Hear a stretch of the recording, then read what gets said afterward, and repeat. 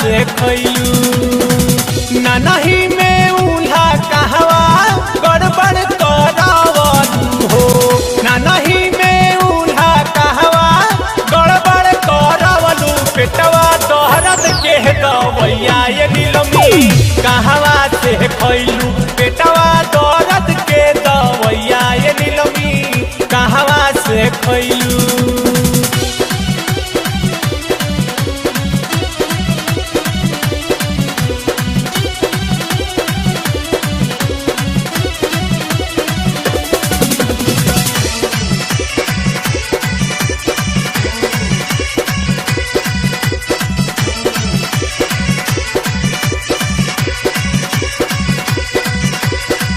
कवना जगहिया से लतरा के ओइलू लहंगा कुछ ही दिन में तोहरा बड़ी बड़ी महंगा।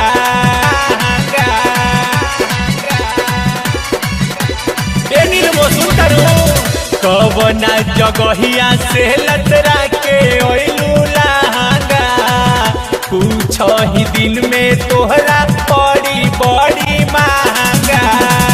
उखिया में गईलू कीरा हरिया में गईलू हो उखिया में गईलू कीरा हरिया में गईलू पेटवा दर्द के दवैया ये नीलमी कहवा से खैलू पेटवा दर्द के दवैया ये नीलमी कहवा से खैलू बोला।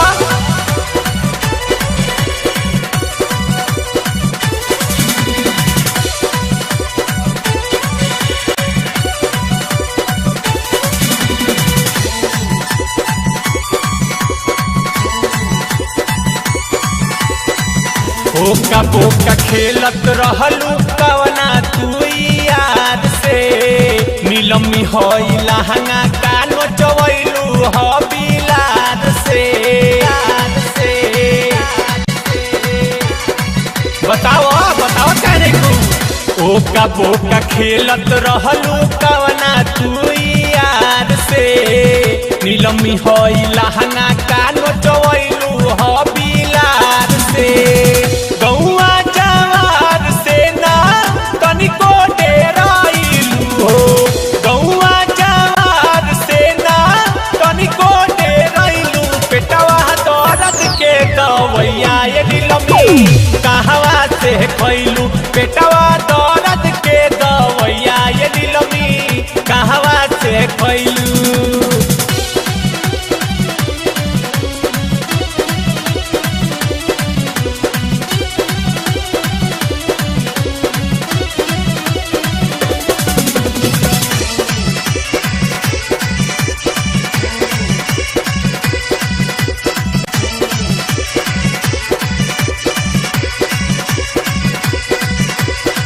भटिया पूछला पर तू करेलू बहाना देखनी अरविंद संगे चुमत रहलू दाना।